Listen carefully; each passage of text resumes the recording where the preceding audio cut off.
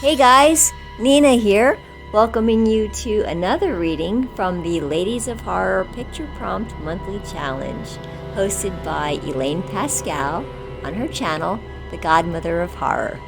If you'd like to read along or read previously published pieces, please visit spreadingthewritersword.com or ladiesofhorror.com. In the meanwhile, enjoy the reading.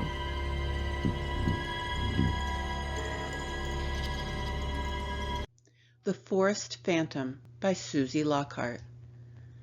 Everything in my young life had led to this moment.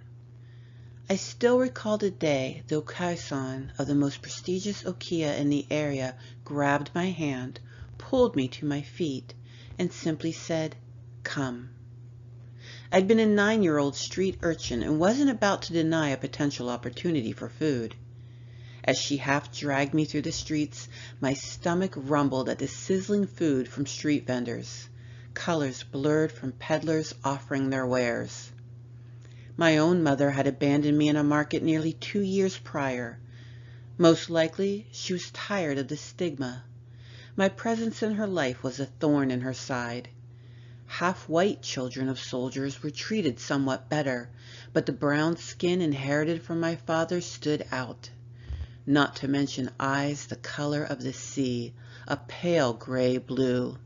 Some in our culture even believed eyes with blue marked the presence of evil. The events of that day stood with me forever. I had not gotten the meal I had hoped for, but the sticky white rice filled my belly. I had to clean up after geisha's entertaining. Okaya-san allowed me to drink any leftover tea, and I did. I had a decent rollout to sleep on. A year later, I began training for the day I would be sent off to the highest bidder.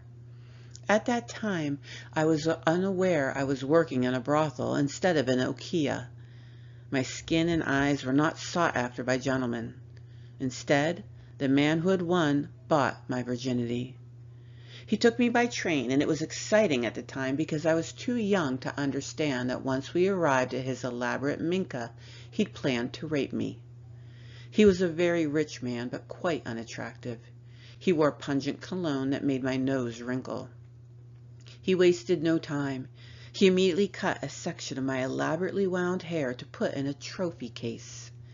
He tore off my lovely kimono. I was a strong girl, and fast. I kicked him in a manner I'd once seen a woman on the street use to debilitate a man making advances, and I ran. It was snowing, and the fabric strips and the hadajuban I wore froze around me as I shivered, until all at once spirits of other women surrounded me, warming me as they penetrated me, changing me. I glimpsed my transformation in a window. I was crystallized, made of frost but not cold, and as that horrible man finally recovered and chased me, I discovered I could change form, haunting him, appearing as women he'd killed. I somehow knew they'd been waiting for a girl to escape his clutches and transform into an apparition that would be known as Yukiana, the Phantom of the Forest.